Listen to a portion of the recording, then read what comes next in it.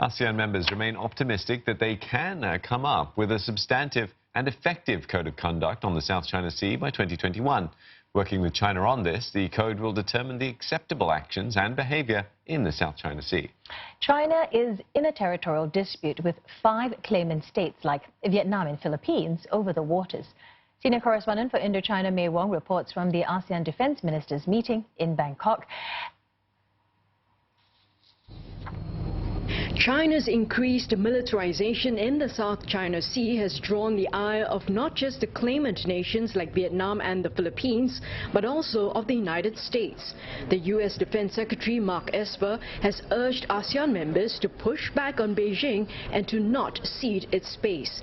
He had also expressed skepticism over a meaningful code of conduct on the South China Sea, calling on the regional countries not to allow Beijing to manipulate the code to legitimize its egregious behavior and unlawful maritime claims. Singapore's Defence Minister Dr. Ng Hen acknowledged there's a potential that mishaps and incidents can occur in the disputed waters.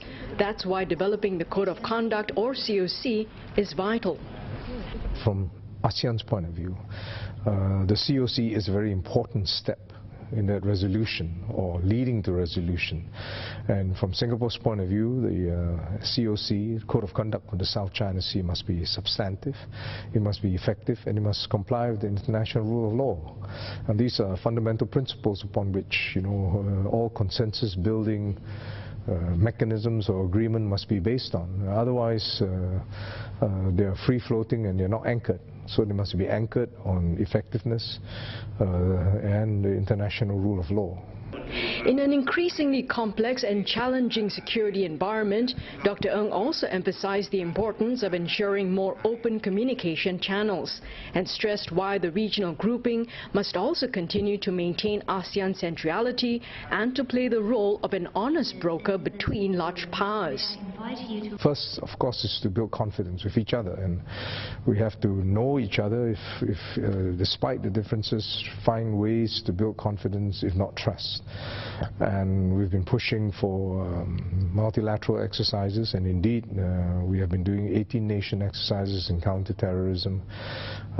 We have been doing ASEAN-US maritime exercise, ASEAN-China maritime exercise.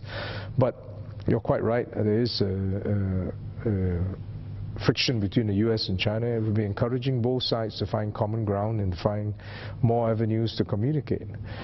Promoting peace, security and stability remain important for economic and social development. The defense ministers agree that ASEAN must have a cohesive, consistent and credible response in addressing global as well as regional challenges.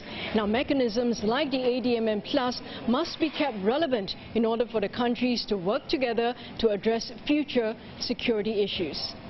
Mei Wong, CNA, Bangkok.